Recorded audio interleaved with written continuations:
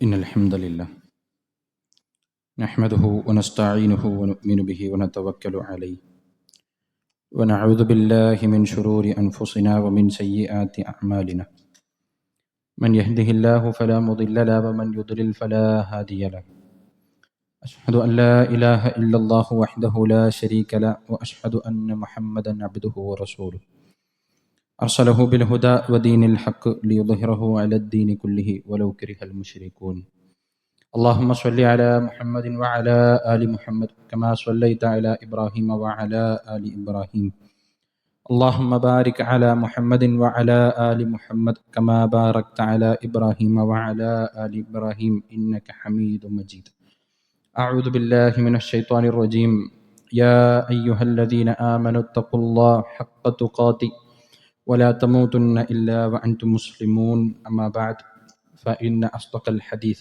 كتاب الله وأحسن الهدي هدي محمد صلى الله عليه وسلم وشر الأمور محدثاتها وكل محدثة بدعة وكل بدعة ضلالة وكل ضلالة في النار بسم الله الرحمن الرحيم في بضع سنين لله الأمر من قبل ومن بعد ويومئذ يفرح المؤمنون بنصر الله ينصر من يشاء وهو العزيز الرحيم. സ്നേഹധന്യരായ സത്യവിശ്വാസികളെ, വിശ്വാസിനികളെ, സൃഷ്ടിച്ച് പരിപാലിച്ചുകൊണ്ടിരിക്കുന്ന റഹ്മാനും റഹീമുമായ അള്ളാഹുവിൻ്റെ നിയമനിർദ്ദേശങ്ങൾ കഴിവിൻ്റെ പരമാവധി ജീവിതത്തിൻ്റെ എല്ലാ മേഖലകളിലും പുലർത്തി തഖ്വ പാലിച്ച് ജീവിതത്തെ ക്രമീകരിക്കണമേ എന്ന് സ്വന്തത്തെ മറക്കാതെ ദീനിൻ്റെ പേരിൽ ഓർമ്മപ്പെടുത്തുകയാണ്, വസിയത്ത് ചെയ്യുകയാണ്. റഹ്മാനായ റബ്ബ് അവൻ ഏറ്റവും അധികം ഇഷ്ടപ്പെടുന്ന മുത്തഖീങ്ങളായ അവൻ്റെ അടിമകളുടെ കൂട്ടത്തിൽ നമ്മെ എല്ലാവരെയും ഉൾപ്പെടുത്തി അനുഗ്രഹിക്കുമാറാകട്ടെ. പരിശുദ്ധ റമളാൻ മാസത്തിലെ ഒരു വെള്ളിയാഴ്ച ദിവസം കൂടെ നമ്മൾ എത്തിയിരിക്കുകയാണ്. അല്ലാഹു സുബ്ഹാനഹു വ തആല നമ്മുടെ കർമ്മങ്ങളെല്ലാം അതിൻ്റെ ന്യൂനതകളെ പരിഹരിച്ച് നമ്മിൽ നിന്ന് സ്വീകരിക്കുമാറാകട്ടെ. റമളാനിലെ വിശ്വാസികളുടെ ഓർമ്മയിലും പഠനത്തിലും ഗുണപാഠത്തിലുമൊക്കെ എപ്പോഴും നിഴലിച്ചു നിൽക്കുന്ന ചരിത്ര സംഭവമാണ് ബദർ. ഒരുപാട് തവണ നമ്മൾ കേട്ടതും വിശ്വാസികൾ എന്ന നിലക്ക് നമ്മുടെ ഈമാനിനെയും നമ്മുടെ ധൈര്യത്തെയും ഒക്കെ ശക്തിപ്പെടുത്തുകയും ചെയ്യുന്ന ചരിത്രാധ്യാപനമാണ് ബദർ. മഹാനായ റസൂലുള്ളാഹി സ്വല്ലല്ലാഹു അലൈഹി വസല്ലമയും സ്വഹാബികളും ഹിജ്റ 2-ാം വർഷം ഒരിക്കലും ഒരു യുദ്ധം ആഗ്രഹിച്ചോ അല്ലെങ്കിൽ ഒരു യുദ്ധം നടക്കുമെന്ന് കരുതിയോ അല്ല മദീനത്ത് നിന്ന് ബദറിലേക്ക് പുറപ്പെടുന്നത്. മറിച്ച് ഹിജ്റയ്ക്ക് ശേഷവും മഹാനായ റസൂലുള്ളാഹി സ്വല്ലല്ലാഹു അലൈഹി വസല്ലമയെ ജീവിക്കാൻ അനുവദിക്കാത്ത വിധം പ്രതിരോധങ്ങൾ ഏർപ്പെടുത്തി, സാമ്പത്തിക പ്രതിരോധങ്ങൾ ഏർപ്പെടുത്തി ബുദ്ധിമുട്ടിച്ചപ്പോൾ മദീനയോട് ചാരി നിൽക്കുന്ന ബദർ വഴി അബൂ സുഫിയാന്റെ നേതൃത്വത്തിൽ മക്കക്കാരുടെ ഒരു കച്ചവട സംഘം പോകുന്നുണ്ട് എന്ന് മനസ്സിലാക്കിയ റസൂലുള്ളാഹി സ്വല്ലല്ലാഹു അലൈഹി വസല്ലം തിരിച്ചും ഒരു രാഷ്ട്രീയപരമായ അല്ലെങ്കിൽ തികച്ചും ഒരു ഭൗതികപരമായ ഒരു പ്രതിരോധം തിരിച്ചും കൊടുക്കണമെന്ന നിലക്കാണ് ബദറിലേക്ക് തയ്യാറായ സ്വഹാബികളെയും കൂട്ടി റസൂലുള്ളാഹി സ്വല്ലല്ലാഹു അലൈഹി വസല്ലം പുറപ്പെടുന്നത്. പക്ഷേ സംഭവിക്കുന്നതും അള്ളാഹുവിൻ്റെ നിശ്ചയവും മറ്റൊന്നായിരുന്നു. ഇസ്ലാമിന് എക്കാലഘട്ടത്തിലും പ്രത്യേകിച്ച് പ്രവാചകന്റെ കാലഘട്ടത്തിൽ വിശ്വാസികൾക്ക് അങ്ങേയറ്റം സ്ഥൈര്യം പകരുന്ന ഒരു ചരിത്ര ഏടായി, ഒരു ചരിത്ര അധ്യാപനമായി ബദർ അള്ളാഹു നിശ്ചയിച്ച ഒരു വിജയത്തിലേക്ക് പ്രവാചകനും അതുപോലെ തന്നെ അനുയായികളും നടന്നു കയറുന്നതാണ് ചരിത്രത്തിൽ നമ്മൾ കാണുന്നത്. ബദറിൻ്റെ ആലോചന ഘട്ടം മുതൽ അതിൻ്റെ അവസാനം വരെ വിശ്വാസികളായ എല്ലാവർക്കും ഗുണപാഠങ്ങളുണ്ട്. 1400 വർഷങ്ങൾക്കിപ്പുറത്തും ആ ബദറിൽ അന്ന് നടന്നതും അതിൻ്റെ ചരിത്ര സംഭവങ്ങളുമൊക്കെ ഇന്നുറ്റാലോചിക്കുന്നവരെ സംബന്ധിച്ചിടത്തോളവും നമ്മുടെയൊക്കെ വ്യക്തി ജീവിതത്തിലേക്ക് വരെ കൊണ്ടുവരാകുന്ന ഒട്ടനേകം ഗുണപാഠങ്ങൾ അത് ബാക്കിയാക്കുന്നുണ്ട് എന്ന് ചരിത്രം നമ്മളെ പഠിപ്പിക്കുന്നുണ്ട്. ഏതായാലും റസൂലുള്ളാഹി സ്വല്ലല്ലാഹു അലൈഹി വസല്ലം 300-ൽ പരം വരുന്ന സ്വഹാബികളെയും കൊണ്ട് യാത്ര തിരിക്കുകയാണ് ബദറിലേക്ക്. സ്വഹാബികൾ പറയുന്നു, ഒരു 2 കുതിരയും 70 ചില്ലാനം വരുന്ന ഒട്ടകങ്ങളും മാത്രമാണ് മുസ്ലിങ്ങളുടെ കൂടെ ഒരു സൈന്യമായി അല്ലെങ്കിൽ ഒരു സംഘമായി പുറപ്പെടുമ്പോൾ അവരുടെ കൂടെ ഉണ്ടായിരുന്നത് എന്ന് നമുക്ക് കാണാൻ പറ്റും. അങ്ങനെ നബി സല്ലല്ലാഹു അലൈഹി വസല്ലം നിശ്ചയിക്കുന്നത് ഒരൊട്ടകത്തിന്റെ പുറത്ത് 2-3 ആളുകൾ അവസരം മാറി മാറി കയറിയിരുന്ന് ബദർ വരെ എത്തുക എന്നതായിരുന്നു അവിടെ ഒരു നിശ്ചയം ഉണ്ടായിരുന്നത്. ആളുകൾ മാറി മാറി കയറിയിരിക്കുന്നു. അങ്ങനെ മഹാനായ റസൂലുള്ളാഹി സ്വല്ലല്ലാഹു അലൈഹി വസല്ലമക്കും ഇതുപോലൊരു നിശ്ചയം, ഒരു ടേൺ നിശ്ചയിക്കപ്പെടുന്നു. മഹാനായ അലി ബിൻ അബി ത്വാലിബ് റളിയല്ലാഹു അൻഹും പ്രവാചകനും മറ്റൊരു സഹാബിയും കൂടെയാണ് ഒരൊട്ടകപ്പുറത്ത് നിശ്ചയിക്കപ്പെടുന്നത്. അപ്പോൾ സ്വാഭാവികമായും കുറച്ചു ദൂരം നടന്നാൽ ഇനി പിന്നെ ഒരാൾ ഒട്ടകത്തിന്റെ കയറ് പിടിച്ച് നടക്കും, രണ്ടുപേർ യാത്ര ചെയ്യും. ഇങ്ങനെയായിരുന്നു നിശ്ചയിക്കപ്പെട്ടിരുന്ന ടേൺ ഉണ്ടായിരുന്നത്. മഹാനായ അലി റളിയല്ലാഹു അൻഹു സ്വഹാബിയും കൂടി തീരുമാനിക്കുകയാണ്, പ്രവാചകരെ, യാ റസൂലല്ലാഹ്, ഞാൻ ഇർക്കബ് യാ റസൂലല്ലാഹ്, അള്ളാഹുവിന്റെ റസൂലെ, താങ്കൾ ഞങ്ങളുടെ അവസരത്തൂടെ കയറിയിരിക്കുക, ഹത്താ നംശി അൻക്, താങ്കൾ മുഴുവൻ സമയവും ഒട്ടകപ്പുറത്ത് കയറിയിരിക്കുക, താങ്കൾ നടക്കേണ്ടതില്ല, താങ്കൾ നടക്കേണ്ട വ്യക്തിയല്ല, ഞങ്ങളുടെ അവസരം കൂടെ താങ്കൾ എടുത്ത് ഒട്ടകപ്പുറത്ത് കയറിയിരിക്കുക, ഞങ്ങൾ അങ്ങയെ വഹിച്ചു കൊണ്ടുപോയിക്കോളാം. നബി സല്ലല്ലാഹു അലൈഹി വസല്ലം പറഞ്ഞു, മാ അൻതുമാ ബി അഖ്വാ അലൽ മശി മിന്നി, നടക്കാൻ എന്നെക്കാൾ ശാരീരികമായ ശേഷിയുള്ളവരല്ല നിങ്ങൾ രണ്ടുപേരും. വമാ അന ബി അഗ്ന അനിൽ അജ്രി മിൻകുമാ, നിങ്ങളെക്കാൾ എന്തോ കൂലി കിട്ടേണ്ടതില്ലാത്തൊരു സ്ഥാനത്തുമല്ല ഞാനുള്ളത്. അതുകൊണ്ട് എൻ്റെ അവസരത്തിൽ ഞാൻ നടക്കും, നിങ്ങളുടെ അവസരത്തിൽ നിങ്ങൾ ഒട്ടകപ്പുറത്ത് കയറിയിരിക്കുക, നിങ്ങളുടെ ഒട്ടകത്തിന്റെ കയറും ചുമന്ന് പിടിച്ച് ഞാനും നടക്കും എന്ന് റസൂലുള്ളാഹി സ്വല്ലല്ലാഹു അലൈഹി വസല്ലം പറഞ്ഞൊരു സംഭവം ബദറിൽ നമുക്ക് കാണാൻ പറ്റും. നോക്കൂ, ഏതെങ്കിലും നിലക്ക് ഭൗതികപരമായ ഒരു താല്പര്യം ഉണ്ടായിരുന്ന വ്യക്തിയാണ് മഹാനായ മുഹമ്മദ് നബി സ്വല്ലല്ലാഹു അലൈഹി വസല്ലം എങ്കിൽ നടന്നു നീങ്ങുന്ന ബദറിലെ മരുഭൂമിയിലെ എൻ്റെ അവസരം വേണ്ട എന്ന് അനുചരന്മാർ പൂർണ്ണ തൃപ്തിയോടെ, പ്രവാചകരെ അങ്ങ് കയറിയിരിക്കുക, അങ്ങ് നടക്കേണ്ടതില്ല എന്ന് തൻ്റെ അനുചരന്മാർ പൂർണ്ണ തൃപ്തിയോടുകൂടെ പറയുമ്പോഴും ദുനിയാവിൽ എന്തെങ്കിലും ആഗ്രഹിക്കുന്ന ഒരു വ്യക്തിയായിരുന്നെങ്കിൽ ആ അവസരം റസൂലുള്ളാഹി സ്വല്ലല്ലാഹു അലൈഹി വസല്ലം ഉപയോഗപ്പെടുത്തണമായിരുന്നു. പ്രവാചകൻ അങ്ങനെയല്ല. എന്നെക്കാൾ ഏതെങ്കിലും ഒരു ശാരീരികമായ ക്ഷമതയും ബലവും നിങ്ങൾക്കില്ല, അതുകൊണ്ട് നിങ്ങൾ നിങ്ങളുടെ അവസരത്തിൽ നടക്കുക, ഇരിക്കുക, ഞാൻ എൻ്റെ അവസരത്തിൽ ഇറങ്ങി നടക്കുമെന്ന് മഹാനായ റസൂലുള്ളാഹി സ്വല്ലല്ലാഹു അലൈഹി വസല്ലം പറഞ്ഞു. ആ ഒരു പ്രവാചകനെയാണ്, ആ വ്യക്തിത്വത്തെയാണ് പ്രിയപ്പെട്ട സഹോദരങ്ങളെ, വിശ്വാസി സുഹൃത്തുക്കളെ, നമ്മൾ ഒരു ആത്മീയ ആചാര്യനായി സ്വീകരിച്ചിട്ടുള്ളത്. ആ പ്രവാചകന്റെ ഒരു വ്യക്തിത്വത്തെയും ചോദ്യം ചെയ്യാൻ സാധിക്കാത്ത വിധം തിളങ്ങി നിൽക്കുന്നു എന്ന് പറയാൻ ബദറിലെ ഏട് നമ്മളെ കൊണ്ട് സഹായിക്കണം, അത് നമ്മളെ പ്രേരിപ്പിക്കണം. ഇങ്ങനെ റസൂലുള്ളാഹി സ്വല്ലല്ലാഹു അലൈഹി വസല്ലം ഒരു യുദ്ധത്തിലേക്കാണല്ലോ പോകുന്നത്. ഒരിക്കലും സംഭവിക്കാൻ വിചാരിക്കാത്ത, പ്ലാൻ ചെയ്യാത്തതാണ് നടക്കുന്നത്. അബൂ സുഫിയാന്റെയും സംഘത്തെയും, കച്ചവട സംഘത്തെ പിടിച്ചു വെക്കുക, അവരുടെ സാമ്പത്തികമായ ഒരു ഉപരോധം കഴിഞ്ഞ 2 വർഷമായി ഹിജ്റയ്ക്ക് ശേഷം ഞങ്ങളെ ജീവിക്കാൻ അനുവദിക്കാതെ മദീനയിലേക്ക് വരുന്ന കച്ചവട സംഘങ്ങളെയും കച്ചവട വസ്തുക്കളെയും പോലും പിടിച്ചു വെക്കുന്ന മക്കക്കാർക്ക് സാമ്പത്തികമായൊരു തിരിച്ചടി കൊടുക്കണം. അതാണ് ആദ്യം ഉണ്ടായിരുന്ന ആലോചന റസൂലുള്ളാഹി സ്വല്ലല്ലാഹു അലൈഹി വസല്ലമയുടേത്. പക്ഷെ അബൂ സുഫിയാൻ വളരെ പിന്നെ യുദ്ധതന്ത്രമുള്ള, വളരെ നന്നായി കാര്യങ്ങളെ മുൻകൂട്ടി കാണാൻ കഴിവുള്ള വ്യക്തിയാണ്. അബൂ സുഫിയാൻ ഈ രംഗം നേരത്തെ കാണുകയും ഈ അഭിപ്രായം അല്ലെങ്കിൽ ഈ അറിയിപ്പ് മക്കയിലേക്ക് കൊടുക്കുകയും ഒക്കെ ചെയ്തതിന്റെ വിവരം പ്രവാചകനും കിട്ടുന്നു. ഇനി അവർ പ്ലാൻ ചെയ്തു വന്നതല്ല നടക്കുക എന്ന് ഉറപ്പാവുകയാണ്. ഒരു യുദ്ധം സായുധമായി തന്നെ നടക്കുമെന്ന് പ്രവാചകൻ സല്ലല്ലാഹു അലൈഹി വസല്ലം മനസ്സിലാക്കുന്ന ഒരു വേളയിൽ പ്രവാചകൻ എല്ലാ അനുയായികളെയും കൂട്ടിയിരുത്തിക്കൊണ്ട് നടത്തുന്ന ഒരു ചർച്ച നമുക്ക് കാണാൻ പറ്റും. അവിടെ ആദ്യം അബൂബക്കർ സിദ്ദീഖ് റളിയല്ലാഹു അൻഹു എഴുന്നേറ്റ്, പ്രവാചകരെ, അങ്ങ് എന്താണോ തീരുമാനിക്കുന്നത് അതനുസരിച്ച് താങ്കൾ പോവുക, ഞങ്ങൾ നിങ്ങളുടെ കൂടെ ഉണ്ടാകും. അലി ബിൻ അബി ത്വാലിബ് റളിയല്ലാഹു അൻഹു എഴുന്നേറ്റ് നിന്നു. അബൂബക്കർ സിദ്ദീഖ് റളിയല്ലാഹു അൻഹു പറഞ്ഞത് അങ്ങനെ തന്നെ അദ്ദേഹവും പറഞ്ഞു. മഹാനായ ഉമർ റളിയല്ലാഹു അൻഹു എഴുന്നേറ്റ് നിന്നു. ഞങ്ങളുണ്ട് പ്രവാചകരെ, താങ്കൾ തീരുമാനിക്കുക, ആ തീരുമാനത്തോടൊപ്പം ഞങ്ങൾ ഉണ്ടാകുമെന്ന് പ്രഖ്യാപിച്ചു. പക്ഷെ റസൂലുള്ളാഹി സ്വല്ലല്ലാഹു അലൈഹി വസല്ലമക്ക് ഉണ്ടായിരുന്ന ഒരു ആശങ്ക, മദീനയിലേക്ക് വരുമ്പോൾ പ്രവാചകൻ ഉണ്ടാക്കിയ ഒരു കരാറുണ്ട് യസ്രിബുകാരുമായി, മദീനക്കാരുമായി. അത് മദീനയിൽ പ്രവാചകന് പൂർണ്ണ സംരക്ഷണം കൊടുക്കാം എന്നൊരു കരാറാണ്. എന്നാൽ ബദർ മദീനക്ക് പുറത്താണ്. സംഘത്തിലാകട്ടെ കൂടുതലുള്ളത് അൻസാരികളായ സ്വഹാബികളാണ്. അപ്പൊ അവരെങ്ങനെ പ്രതികരിക്കുമെന്ന് പ്രവാചകന് ആശങ്ക ഉണ്ടായിരുന്നു. പ്രവാചകൻ വീണ്ടും നിങ്ങൾ എന്തെങ്കിലുമൊക്കെ പറയൂ, ചർച്ച ചെയ്യൂ എന്ന് പറഞ്ഞുകൊണ്ടിരിക്കുമ്പോൾ സഅദ് ഇബ്നു മുആദ് റളിയല്ലാഹു അൻഹു, അൻസാറുകളിലെ പ്രമുഖനായ നേതൃത്വത്തിലുള്ള സ്വഹാബി എഴുന്നേറ്റ് നിന്നുകൊണ്ട് പറഞ്ഞു, കുന്നാ തുഇരിദു ബിനാ യാ റസൂലല്ലാഹ്, അല്ലാഹുവിന്റെ റസൂലെ, അങ്ങ് ഞങ്ങളെയാണ് ഉദ്ദേശിക്കുന്നത് എന്നാണ് തോന്നുന്നത്. കഅന്നക തഖ്ശാ അൻ തകൂനൽ അൻസാറു തറാ ഹഖ്ഖൻ അലൈഹാ മിൻ അൻ ലാ തൻസുറക ഇല്ലാ ഫി ദിയാരിഹിം, അങ്ങയുമായി ഞങ്ങൾ ഉണ്ടാക്കിയ, അൻസാറുകൾ ഉണ്ടാക്കിയ ഒരു കരാറുണ്ട്, മദീനക്ക് ഉള്ളിൽ ഏത് നിലക്കും ഞങ്ങൾ നിങ്ങളെ സംരക്ഷിക്കുമെന്ന്. ആ കരാറിന് പുറത്തു വന്ന് മദീനക്ക് പുറത്തായതുകൊണ്ട് ഞങ്ങൾ അങ്ങയെ സഹായിക്കില്ല എന്നൊരു ഭയം അങ്ങേക്കുള്ളതുപോലെ ഞങ്ങൾക്ക് തോന്നുന്നുണ്ട്. വ ഇന്നി അഖൂലു അനിൽ അൻസാരി വ ഉജീബു അൻഹും, പ്രവാചകരെ, അൻസാറുകളെ പ്രാതിനിധ്യപ്പെടുത്തി ഞാൻ താങ്ങയോട് പറയുകയാണ്, ഫംലി ബിനാ ഹൈസു ശിഅ്ത, അങ്ങ് എന്താണോ ഉദ്ദേശിക്കുന്നത് അതുപോലെ മുന്നോട്ട് പോവുക. വസിൽ ഹബ്ല മൻ ശിഅ്ത, ഏത് സ്ഥലത്താണോ അങ്ങ് ഞങ്ങളുടെ കയർ കൊണ്ടുപോയി കെട്ടുന്നത് അവിടെ കൊണ്ടുപോയി കെട്ടുക.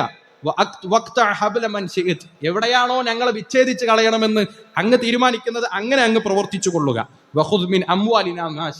ഞങ്ങൾക്ക് ഭൗതികപരമായി എന്തൊക്കെയാണോ സമ്പത്തുള്ളത് അതിൽ നിന്ന് അങ്ങ് വേണ്ടതെടുക്കുക. എന്നിട്ട് ബാക്കി എന്തെങ്കിലും അങ്ങ് തരുന്നെങ്കിൽ തരുക. അങ്ങ് ഞങ്ങളിൽ നിന്ന് എടുത്തതാണ് ഞങ്ങൾക്ക് ബാക്കിയായി ഞങ്ങൾക്ക് തിരിച്ചു തരുന്നതിനേക്കാൾ ഞങ്ങൾക്ക് ഇഷ്ടം. അതുകൊണ്ട് ഫവല്ലാഹി ലഇൻ സിർത ബിനാ ഹത്താ തബ്ലുഗൽ ബർഖ്, മിൻ ഹംദാൻ അഖ്സൽ ജസീറ. ഇങ്ങനെ അദ്ദേഹം തുടർന്നുകൊണ്ട് പറഞ്ഞു, പ്രവാചകരെ, അങ്ങ് ഞങ്ങളോട് എന്താണോ കൽപ്പിക്കുന്നത്, ഈ മല കടക്കാനാണോ അങ്ങ് കൽപ്പിക്കുന്നത്, അതല്ല ഈ പിന്നെ കാണുന്ന പാരാപാരം കിടക്കുന്ന ഈ കടൽ അതങ്ങോട്ട് കുതിർന്ന് കടക്കാനാണോ അങ്ങ് കൽപ്പിക്കുന്നത്? അങ്ങ് കൽപ്പിക്കുന്നത് പോലെ പ്രവർത്തിക്കാൻ അൻസാറുകൾ നിശ്ചയമായും ഉണ്ടാകും എന്ന് പറഞ്ഞു അറിയിപ്പ് കൊടുക്കുകയാണ്, അല്ലെങ്കിൽ അങ്ങനെ പ്രഖ്യാപിക്കുകയാണ് സഅദ് ബിൻ മുആദ് റളിയല്ലാഹു അൻഹു ചെയ്യുന്നത്. പ്രവാചകൻ സല്ലല്ലാഹു അലൈഹി വസല്ലം സംബന്ധിച്ചിടത്തോളം അൻസാറുകളും മുഹാജിറുകളും ഒക്കെ ഒറ്റക്കെട്ടായി, പ്രവാചകരെ, നമ്മൾ പ്ലാൻ ചെയ്തതല്ലെങ്കിലും നടക്കാൻ പോകുന്നത് എന്താണെങ്കിലും അങ്ങ് തീരുമാനിക്കുക, ഞങ്ങൾ അങ്ങയുടെ കൂടെ ഉണ്ടാകുമെന്ന് പറയുന്ന ഘട്ടത്തിൽ റസൂലുള്ളാഹി സ്വല്ലല്ലാഹു അലൈഹി വസല്ലം ഒരു സന്തോഷ വാർത്ത പറയുന്നു, സീറു വഅബ്ശിറു ഫഇന്നല്ലാഹ വഅദനി ഇഹ്ദ ത്വായിഫത്തൈൻ. നിങ്ങൾ സന്തോഷിക്കുക, നമ്മൾ ഇതാ ഒരു യാത്ര ആരംഭിക്കാൻ പോവുകയാണ്, അള്ളാഹു ആണേ സത്യം, എനിക്ക് അള്ളാഹു രണ്ടാലൊരു സംഘത്തെ കുറിച്ച് സന്തോഷ വാർത്ത നൽകിയിട്ടുണ്ട്. നമ്മൾ ഇവിടെ തീരുമാനിക്കുകയാണ്, പോരാട്ടത്തിന് ഇറങ്ങുകയാണ് എന്ന് നബി സല്ലല്ലാഹു അലൈഹി വസല്ലം പറഞ്ഞു. നോക്കൂ, നബി സല്ലല്ലാഹു അലൈഹി വസല്ലം ഈ സ്വഹാബികളുമായി നടത്തുന്ന ഒരു ശൂറയുണ്ട്. ഏതെങ്കിലും നിലക്ക് ഞാനൊരു കേവനാണ് എന്ന് വ്യക്തിപരമായി പ്രവാചകൻ അങ്ങ് പ്രഖ്യാപിക്കുന്ന വ്യക്തിയായിരുന്നെങ്കിൽ, ഈ സഅദ് ഇബ്നു മുആദ് റളിയല്ലാഹു അൻഹു വാചകങ്ങൾ നോക്കൂ, അങ്ങ് എന്താണോ ഞങ്ങളിൽ നിന്ന് എടുക്കുന്നത് തീരുമാനിക്കുന്നത് അങ്ങ് എടുത്തുകൊള്ളുക, ഒരു ചോദ്യമല്ല. എന്താണോ ഞങ്ങളുടെ കയ്യിൽ സ്വത്തുള്ളത്, എന്താണോ അങ്ങേക്ക് വേണ്ടത് അത് എടുക്കുക, ഒരു ചോദ്യവും ഞങ്ങൾക്കില്ല.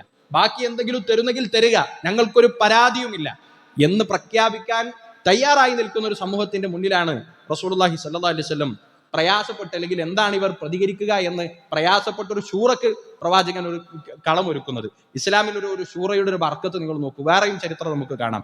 അങ്ങനെ ബദർ തുടങ്ങുന്നതിന് മുമ്പ് റസൂലുള്ളാഹി സ്വല്ലല്ലാഹു അലൈഹി വസല്ലം തമ്പടിക്കാണ്, ബദറിൽ ഒരു സ്ഥലത്ത് വന്ന് തമ്പടിക്കുന്നു.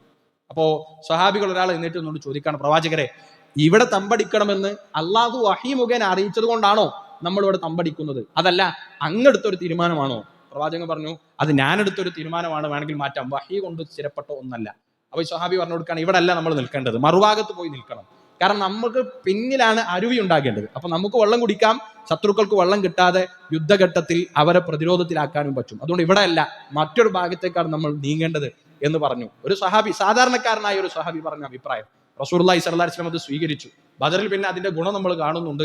ഇവർ ശത്രുക്കൾ വെള്ളം കിട്ടാതെ പരിവേശപ്പെടുന്നതും വിശ്വാസികളായ ആളുകൾക്ക് നന്നായി ആരോഗ്യത്തോടുകൂടെ നിലനിൽക്കാനും ആ മണ്ണ് കളമൊരുക്കിയെന്ന് ബദറിന്റെ രണാങ്കണം നമ്മളെ പഠിപ്പിക്കുന്നുണ്ട്. എന്ന് പറഞ്ഞാൽ നമുക്കൊക്കെ ഒരു തോന്നലാണ്, നമ്മൾ ഭയങ്കര പരിചയസമ്പന്നരാണ്, ഞാൻ ഭയങ്കര ഉഷാറാണ്, ഞാനാണ് ഇതിന്റെ മുതലാളി, അല്ലെങ്കിൽ ഞാനാണ് ഇതിന്റെ നേതൃത്വം കൊടുക്കുന്ന ആൾ, ഞാനാണ് ചെലവഴിക്കുന്നത്, ഞാനാണ് സമ്പാദിക്കുന്നത് എന്നൊക്കെ ഒരു തോന്നലിലാണ് നമ്മൾ ആളുകളുമായി ചർച്ച ചെയ്യാതിരിക്കുക.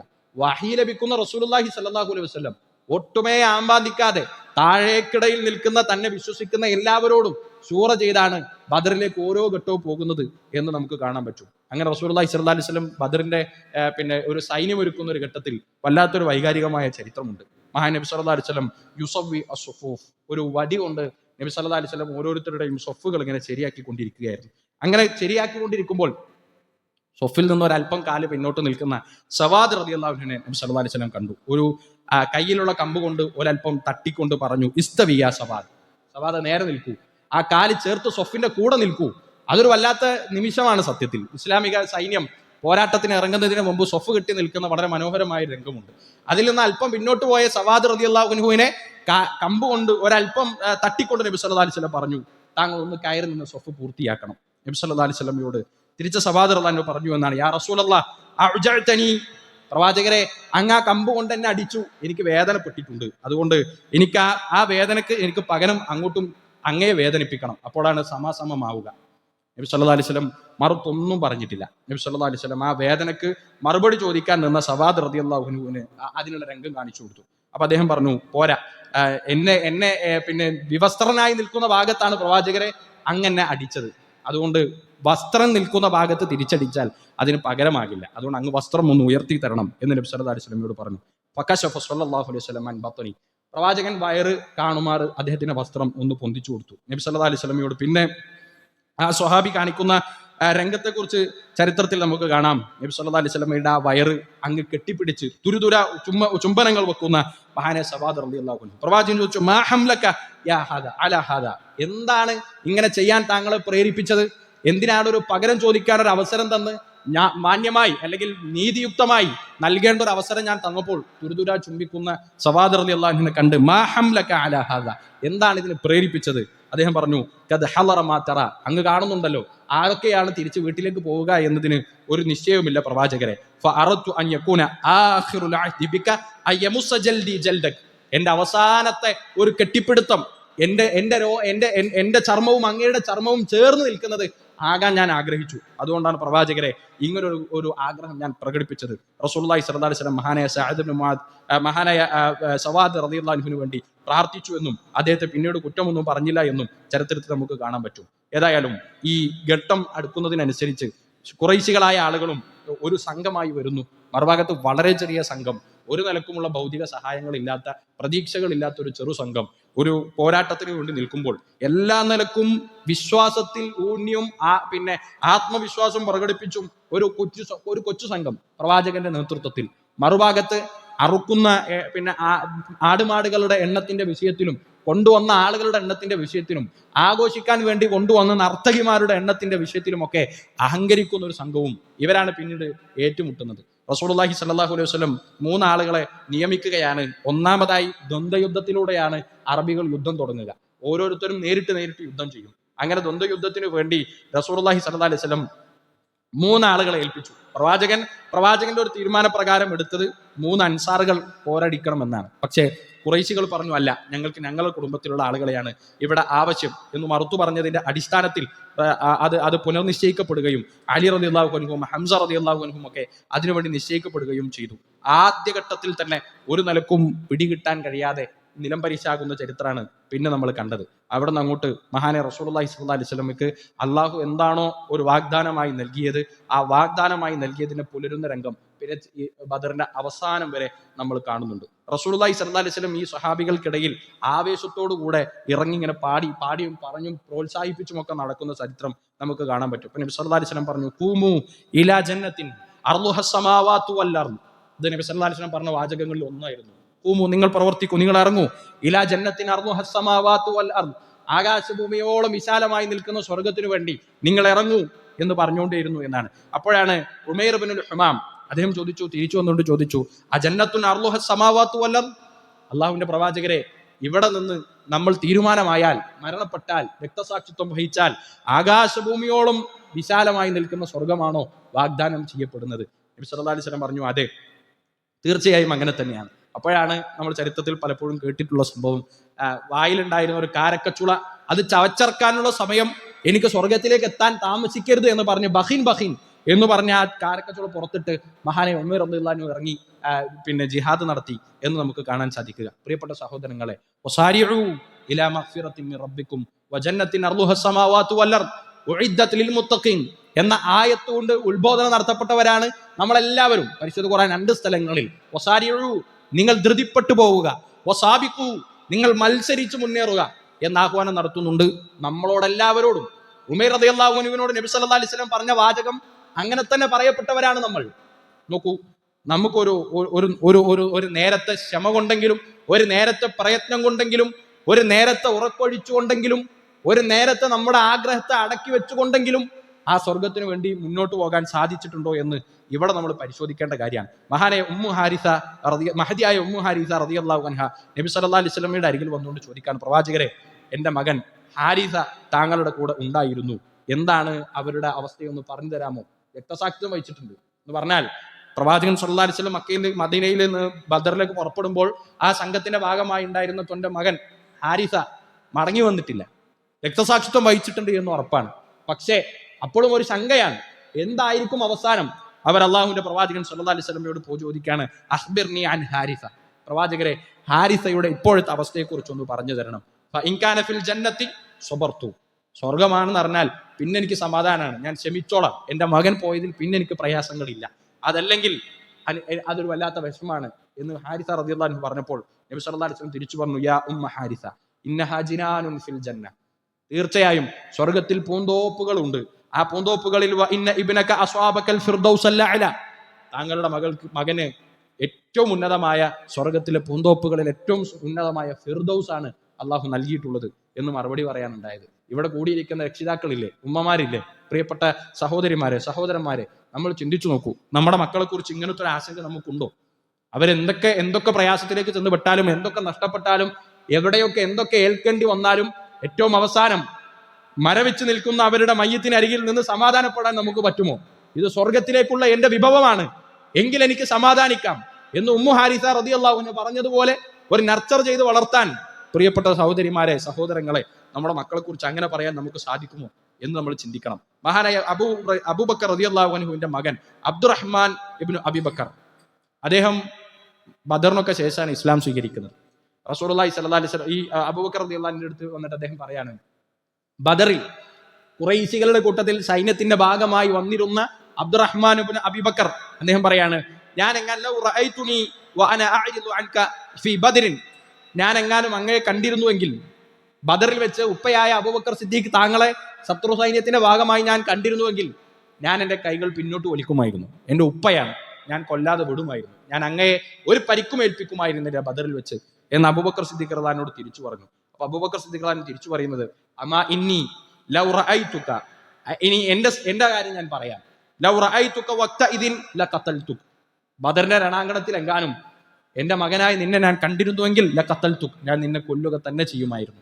കാരണം ആദർശത്തിന് വേണ്ടി പടപൊട്ടി വന്നിട്ടുള്ള, ആദർശത്തിന്റെ പേരിൽ വ്യതിരക്തകൾ വന്ന് പറഞ്ഞിട്ടുള്ള, അങ്ങനെ പിന്നെ പ്രയാസപ്പെട്ടു പീഡനങ്ങൾക്കു ശേഷം വന്നിട്ടുള്ള ഒരു സൈന്യമാണത്. അവിടെ പിന്നെ ഉപ്പയും മകനും എന്ന ബന്ധമല്ല, ആദർശ ബന്ധത്തിനെ പ്രാധാന്യമുള്ളൂ എന്ന് അബൂബക്കർ സിദ്ദീഖ് റളിയല്ലാഹു പഠിപ്പിച്ചു തരാണ്. പ്രിയപ്പെട്ട സഹോദരങ്ങളെ, നമ്മൾ മനസ്സിലാക്കേണ്ടത് അബൂബക്കർ സിദ്ദീഖ് റളിയല്ലാഹുവിന്റെ മകൻ അബൂബക്കർ സിദ്ദീഖ് റളിയല്ലാഹു അടക്കം മക്കക്കാരായ മുഴുവൻ ആളുകളും ബദറിൽ വെച്ച് യുദ്ധം ചെയ്യുന്നത് ഉപ്പയോടും എളാപ്പമാരോടും മൂത്താപ്പമാരോടും അങ്ങനെയുള്ള ബന്ധുക്കളോടും ചെറുപ്പ കാലഘട്ടത്തിലുള്ള സുഹൃത്തുക്കളോടും ഒക്കെ തന്നെയാണ്. ബദറിൽ 2 സംഘത്തിലുള്ള മുസ്ലിമീങ്ങളിലെ മുഹാജിറുകളായ മുഴുവൻ സ്വഹാബികളും മറുഭാഗത്ത് യുദ്ധം ചെയ്യുന്നത് ഉപ്പമാരോട്, എളാപ്പമാരോട്, മൂത്താപ്പമാരോട്, അമ്മാവന്മാരോട്, ചെറുപ്പത്തിലെ സുഹൃത്തുക്കളോട് തന്നെയാണ്. പക്ഷേ പോരാടാൻ നിൽക്കുന്ന സമയത്ത് അവരുടെ മനസ്സിലുള്ളത് ഇത് ലാ ഇലാഹ ഇല്ലല്ലാഹ്ക്ക് വേണ്ടിയിട്ടുള്ള പോരാട്ടമാണ് എന്നത് മാത്രമാണ്. മഹാനായ റസൂലുള്ളാഹി സ്വല്ലല്ലാഹു അലൈഹി വസല്ലമയുടെ പ്രാർത്ഥന നമ്മൾ കേട്ടിട്ടുണ്ട്, അല്ലാഹുമ്മ ഇൻ തുഹ്ലിക ഹാദിഹിൽ ഉസാബ ഫലൻ തുഅബദ ഫിൽ അർളി അബദ. എങ്ങാനും ഈ ചെറു സംഘം ഇവിടെ വെച്ച് നശിപ്പിക്കപ്പെടുകയാണെങ്കിൽ പിന്നെ റബ്ബേ, ഈ ഭൂമിയിൽ പിന്നെ നിന്നെ മാത്രം ആരാധിക്കുന്ന ഒരു സംഘം ഉണ്ടാകില്ല എന്നതായിരുന്നു മഹാനായ നബി സല്ലല്ലാഹു അലൈഹി വസല്ലമയുടെ പ്രാർത്ഥന. നോക്കൂ, ബദർ നമുക്ക് നൽകുന്ന ഒട്ടനേകം പാഠങ്ങൾ, അതിന്റെ പ്രാരംഭഘട്ടം മുതൽ അവസാനം വരെ നമുക്ക് നൽകുന്ന ഒരുപാട് പാഠങ്ങളുണ്ട്. ഉമ്മു ഹാരിസ റളിയല്ലാഹു അൻഹുവിനെ പോലെ, ഉമൈർ റളിയല്ലാഹു അൻഹുവിനെ പോലെ, അതുപോലെയുള്ള സ്വഹാബികളെ പോലെ ഒന്ന് മത്സരിക്കാനും സ്വർഗത്തിനു വേണ്ടി എന്തെങ്കിലുമൊക്കെ മെനക്കെടാനും നമുക്ക് സാധിച്ചിട്ടുണ്ടോ എന്നത് നമ്മൾ ചിന്തിക്കേണ്ട കാര്യം. അതുപോലെ തന്നെ അള്ളാഹുവിന്റെ സഹായം വളരെ വിശാലമായി പെയ്തിറങ്ങിയ ബദറിന്റെ രണാങ്കണം മുസ്ലിമീങ്ങളുടെ ഈമാനികമായ ഒരു ശക്തിയെ തന്നെയാണ് അറിയിച്ചു തരുന്നത്. ബദറിനൊരു വൈകാരികമായ വിഷയം മാത്രമാക്കി എടുത്ത് അതിലെ പോരാട്ടത്തെ മാത്രം എടുത്തു കാട്ടി മുസ്ലിമീങ്ങൾ പോരാടണം എന്ന് മാത്രം പറഞ്ഞ് ഒരു പ്രകോപനം സൃഷ്ടിക്കുന്ന ആളുകൾ നമ്മുടെയൊക്കെ ചുറ്റുപാടിലുമുണ്ട്. എന്തിനായിരുന്നു മുസ്ലിമീങ്ങൾ പോരാടിയത്? അത് കലിമത്തു തൗഹീദിന്റെ ഉച്ചാരണത്തിനും പ്രഖ്യാപനത്തിനും വിജയത്തിനും സംസ്ഥാപനത്തിനും വേണ്ടി മാത്രമാണ്. അതില്ലാതെ, ആ ആശയത്തില്ലാതെ പിന്നെന്ത് ബദർ? ലാ ഇലാഹ ഇല്ലല്ലാഹ് ഇല്ലാതെ പിന്നെന്ത് ബദർ?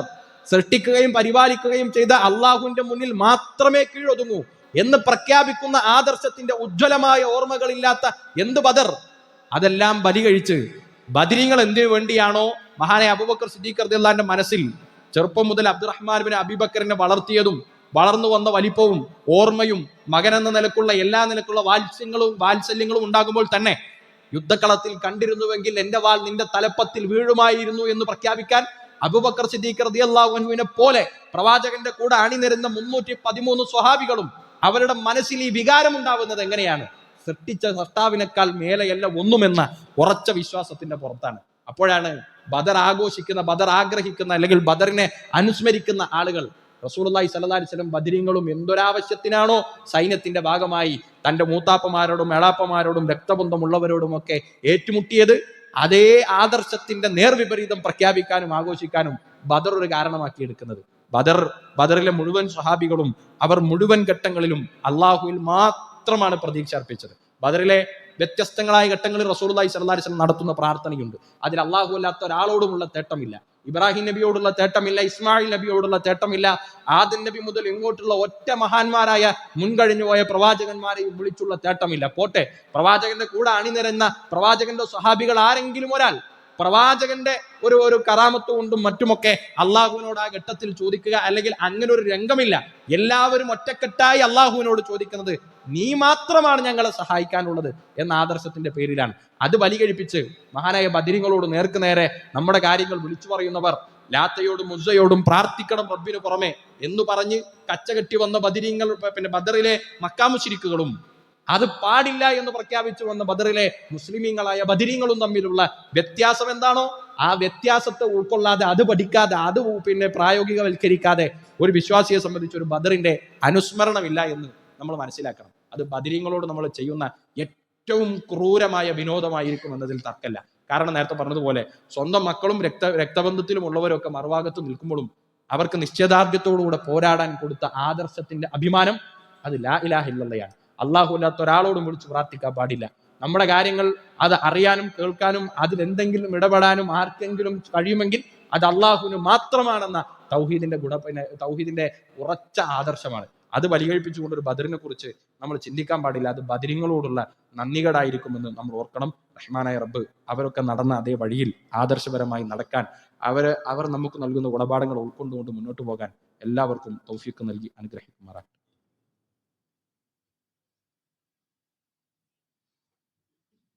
അൽഹംദുലില്ലാഹി റബ്ബിൽ ആലമീൻ വബിഹി നസ്തഈൻ വസ്സലാത്തു വസ്സലാമു അലാ റസൂലില്ലാഹി വബഅദ്. യാ അയ്യുഹന്നാസ് ഊസീകും വഇയ്യായ സനിയ്യം ബിത്തഖ്വല്ലാഹ്. സഹോദരങ്ങളെ, പരിശുദ്ധ റമളാൻ മാസത്തിലാണ് നമ്മളുള്ളത്. റമളാനിൽ നമ്മൾ നോക്കുന്ന നോമ്പും ജിഹാദും തമ്മിൽ വലിയ ബന്ധങ്ങളുണ്ട്. ജിഹാദിന് വേണ്ടി പുറപ്പെടുന്ന ഒരു വ്യക്തി, സ്വഹാബികളായാലും അല്ലാത്തവരായാലും ഒക്കെ, അത് ശാരീരികമായ അടക്കം അള്ളാഹുവിൻ്റെ മുന്നിൽ കീഴൊതുങ്ങാൻ വേണ്ടി പ്രഖ്യാപിച്ച് എല്ലാം ത്യജിച്ചുകൊണ്ട് മുന്നോട്ട് പോകുന്ന ഒരു പോക്കാണ് ജിഹാദ്. ഒരു നോമ്പുകാരനെ സംബന്ധിച്ചും അങ്ങനെ തന്നെ. അതിൻ്റെ മറ്റൊരു പതിപ്പായി നമ്മൾ മനസ്സിലാക്കുന്നത്, നമ്മുടെ ആഗ്രഹങ്ങളെ എല്ലാം റഹ്മാനായ റബ്ബിൻ്റെ മുന്നിൽ ത്യജിച്ചു വെച്ചുകൊണ്ട് നമ്മൾ ചെയ്യുന്ന ഒരു പരിശ്രമമാണ് നോമ്പ്. ആ നിലയ്ക്ക് ഇത് രണ്ടും തമ്മിൽ ബന്ധമുണ്ട് എന്ന് പണ്ഡിതന്മാർ പഠിപ്പിക്കുന്നുണ്ട്. നോമ്പിൻ്റെ ആളുകൾക്ക് വേണ്ടി ശഫാഅത്ത് പറയും, ഖുർആനിൻ്റെ ആളുകൾക്ക് വേണ്ടി ശഫാഅത്ത് പറയും എന്ന് നബി സല്ലല്ലാഹു അലൈഹി വസല്ലം ഹദീസിലൂടെ പഠിപ്പിച്ചിട്ടുണ്ട്. അസ്സിയാമു വൽ ഖുർആൻ യുശഫിആനി ലി അഹ്ലി. ഖുർആനും നോമ്പും അതിൻ്റെ ആളുകൾക്ക് വേണ്ടി ശഫാഅത്ത് പറയും. നോമ്പ് പറയുന്ന ശഫാഅത്ത് എങ്ങനെയായിരിക്കും? ഇന്നി മനഅതു ഷഹവാത്ത്, ഞാൻ അവൻ്റെ ആഗ്രഹങ്ങളെ തടഞ്ഞു വെച്ചിട്ടുണ്ട് അവൻ്റെ പകൽ സമയങ്ങളിൽ, അതുകൊണ്ട് അവനെ പരിഗണിക്കണമെന്ന് അള്ളാഹുവിനോട് ശഫാഅത്ത് പറയും. ഖുർആൻ അള്ളാഹുവിനോട് ശഫാഅത്ത് പറയും, മനഅതുഹു അന്നൗം, ഞാൻ അവൻ്റെ ഉറക്കിനെ തടസ്സപ്പെടുത്തിയിട്ടുണ്ട്, തടഞ്ഞു വെച്ചിട്ടുണ്ട്, അതുകൊണ്ട് അവനെ നീ പരിഗണിക്കണം എന്ന് ഖുർആനും അള്ളാഹുവിനോട് ശഫാഅത്ത് പറയും. പ്രിയപ്പെട്ട സഹോദരങ്ങളെ, നോമ്പിൻ്റെ ഒരു ആദ്യത്തെ 10 നമ്മൾ ഇന്ന് ഇവിടെ പറഞ്ഞു പോയല്ലോ. 10 നോമ്പുകൾ പൂർണ്ണമായും കഴിഞ്ഞു. അതിനപ്പുറമായി 10 നോമ്പ് പൂർണ്ണമായിട്ടും കഴിഞ്ഞു. ഈ ഘട്ടത്തിൽ നമ്മൾ ആലോചിക്കേണ്ടത്, നമ്മുടെ ആഗ്രഹങ്ങളെ റഹ്മാനായ റബ്ബിൻ്റെ കൽപ്പനകൾക്ക് മുന്നിൽ മറന്നു വെക്കാൻ അല്ലെങ്കിൽ ത്യജിക്കാൻ, തടഞ്ഞു വെക്കാൻ നോമ്പ് നമ്മളെ പ്രേരിപ്പിച്ചിട്ടുണ്ടോ? ഇല്ലെങ്കിൽ നമ്മളൊരു ആത്മപരിശോധന നടത്തേണ്ടതുണ്ട് എന്നർത്ഥം. ഖുർആൻ നമുക്ക് വേണ്ടി ശഫാഅത്ത് പറയും. അതെന്തായിരിക്കും എന്നത് നമ്മളൊന്ന് പരിശോധിക്കണം. നമ്മുടെയൊക്കെ മൊബൈൽ ഫോണിൽ ഖുർആനുണ്ട്, നമ്മുടെയൊക്കെ പള്ളികളിൽ ഖുർആനുണ്ട്, വീടുകളിൽ ഖുർആനുണ്ട്. ഇതൊക്കെ ഉണ്ടായിരിക്കുമ്പോഴും എന്നെപ്പറ്റി അള്ളാഹുവിൻ്റെ മുന്നിൽ അള്ളാഹുവിൻ്റെ കലാം പറയുന്ന ഒരു ശഫാഅത്ത് എന്തായിരിക്കും? ഉറക്കവും അവൻ്റെ സമയവും അവൻ്റെ ആഗ്രഹങ്ങളും ഒക്കെ ത്യജിച്ചു വെച്ച് ഖുർആനിനോട് അടുത്തു എന്നാണോ കഴിഞ്ഞ 10 ദിവസത്തെ നമ്മുടെ ഒരു ജീവിതവും നമ്മുടെ ഒരു സമയവും വെച്ച് ഖുർആൻ നമ്മളെ കുറിച്ച് പറയാ? അതല്ല. ഇങ്ങനൊക്കെ ആകുമ്പോഴും ഖുർആനിനേക്കാളും പ്രാമുഖ്യം കൊടുക്കുന്ന സംസാരങ്ങളിലും വ്യഥാപണികളിലും കേൾവികളിലും കാഴ്ചകളിലും മുഴുകി മൊബൈൽ ഫോണിന്റെ ഒരു സമയവും ഖുർആനിന്റെ സമയം എടുത്ത് പരിശോധിച്ചാൽ വെറുതെ ഉന്തി നീക്കിക്കളഞ്ഞ മൊബൈൽ ഫോണിന്റെ സമയമായിരിക്കും ഖുർആനിനേക്കാളും റമളാനിൽ പോലും മുകളിൽ നിൽക്കുക എങ്കിൽ നമ്മളെക്കുറിച്ചൊക്കെ അള്ളാഹുവിന്റെ മുന്നിൽ പരിശുദ്ധ ഖുർആൻ പറയുന്ന ഒരു ശഫാഅത്ത് എന്തായിരിക്കും, അല്ലെങ്കിൽ ഷഹാദത്ത് എന്തായിരിക്കും എന്ന് നമ്മൾ പരിശോധിക്കണം.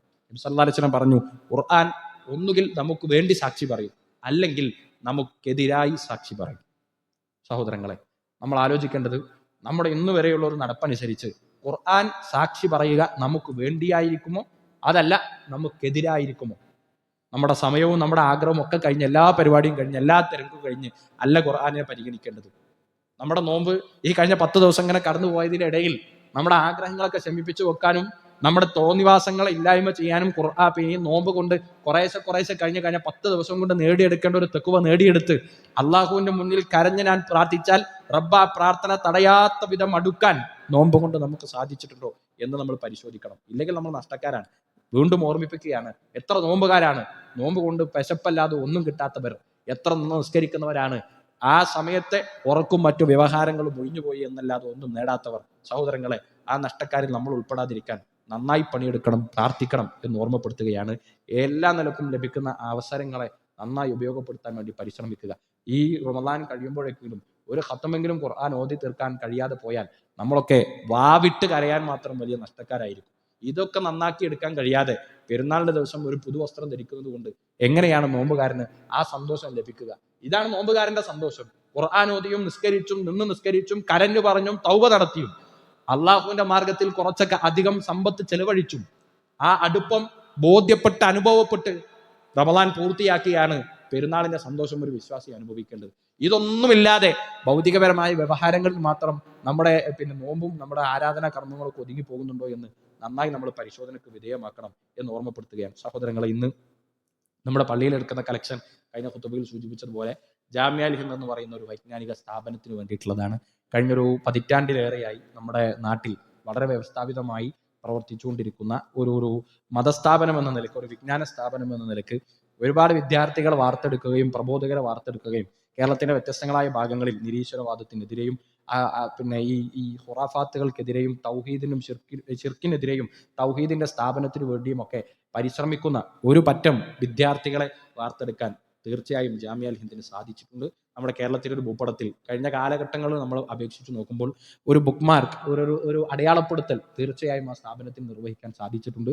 കൂടുതൽ അടുത്തറിയാൻ വേണ്ടി നമ്മൾ പരിശ്രമിക്കണം, നമ്മുടെ പ്രാർത്ഥനയിൽ ഉണ്ടാകണം. ഒപ്പം ഇന്നത്തെ കളക്ഷൻ ജാമിഅ അൽ ഹിന്ദിന് വേണ്ടിയിട്ടുള്ളതാണ്. നമ്മളൊക്കെ അകമഴിഞ്ഞുള്ള സഹായങ്ങൾ ഉണ്ടാകണമെന്ന് പ്രത്യേകം ഓർമ്മപ്പെടുത്തുകയാണ്. അള്ളാഹു സുബ്ഹാനഹു വ തആല എല്ലാ നിലക്കും നമ്മിൽ നിന്ന് വന്നുപോയിട്ടുള്ള ചെറുതും വലുതുമായ പാപങ്ങൾ അവന്റെ മഹത്തായ ഫضل കൊണ്ട് നമുക്ക് വിട്ടുകൊടുത്ത് മാപ്പാക്കി തരുമാറാകട്ടെ. അള്ളാഹുവെ, പ്രാർത്ഥനയ്ക്ക് വേണ്ടി വസിയത്ത് ചെയ്തിട്ടുള്ള ഒരുപാട് സഹോദരങ്ങളുണ്ട്. അവരുടെയൊക്കെ പ്രയാസങ്ങൾ നീ ദൂരീകരിച്ചു നൽകണം റഹ്മാനെ. അള്ളാഹുവെ, ഞങ്ങളിൽ നിന്ന് വിട പറഞ്ഞു പോയിട്ടുള്ള മാതാപിതാക്കൾ, ബന്ധുമിത്രാദികൾ, സമുദായ നേതാക്കന്മാർ, പണ്ഡിതന്മാർ, അവരുടെയൊക്കെ കബറിടം നീ വിശാലമാക്കി കൊടുക്കണം റഹ്മാനെ. അവരെയും ഞങ്ങളെയും നിന്റെ ജന്നാത്തുൽ ഫിർദൗസിൽ ഒരുമിച്ച് ചേർക്കണം റഹ്മാനെ. അള്ളാഹുവെ, ഈമാനോടെ ഇഹ്തിസാബോടെ റമളാനിൽ നോമ്പനുഷ്ഠിക്കുന്ന, റമളാനിൽ നിന്ന് നിസ്കരിക്കുന്ന ഭാഗ്യവാന്മാരുടെ കൂട്ടത്തിൽ നീ ഞങ്ങളെല്ലാവരെയും ഉൾപ്പെടുത്തി അനുഗ്രഹിക്കണം റഹ്മാനെ. ഈമാനോടെ ഇഹ്തിസാബോടെ ലൈലത്തുൽ ഖദർ നിന്ന് നിസ്കരിക്കാൻ ഭാഗ്യം ലഭിക്കുന്നവരുടെ കൂട്ടത്തിൽ നീ ഞങ്ങൾ ഉൾപ്പെടുത്തി അനുഗ്രഹിക്കണം റഹ്മാനെ. അള്ളാഹുവെ, ഈ നോമ്പും ഈ ഖുർആനും നമുക്ക് വേണ്ടി സാക്ഷി പറയുന്ന ഭാഗ്യവാന്മാരുടെ കൂട്ടത്തിൽ നീ ഞങ്ങൾ ഉൾപ്പെടുത്തി അനുഗ്രഹിക്കണം റഹ്മാനെ. പ്രവാചകന്മാരുടെ, സിദ്ദീഖീങ്ങളുടെ, ശുഹദാക്കളുടെ കൂടെ സ്വർഗീയ അനുഭൂതി ആസ്വദിക്കാൻ നീ ഞങ്ങൾക്ക് തൗഫീഖ് നൽകി അനുഗ്രഹിക്കണം റഹ്മാനെ. ഭയാനകരമായ നരകശിക്ഷയിൽ നിന്ന് ഞങ്ങളെയും ഞങ്ങളുടെ കുടുംബത്തെയും നീ കാത്തിരക്ഷിക്കണം റഹ്മാനെ. അല്ലാഹുമ്മ ഗ്ഫിർ ലിൽ മുഅ്മിനീന വൽ മുഅ്മിനാത്ത് വൽ മുസ്ലിമീന വൽ മുസ്ലിമാത്ത് الأحياء منهم والأموات إنك مجيب الدعوات ويا قاضي الحاجات. اللهم أجرنا من النار، اللهم أجرنا ولوالدينا من النار. ربنا تقبل منا دعاءنا وأعمالنا إنك أنت السميع العليم وتب علينا إنك أنت التواب الرحيم واغفر لنا يا غافر المجرمين. آمين آمين برحمتك يا أرحم الراحمين.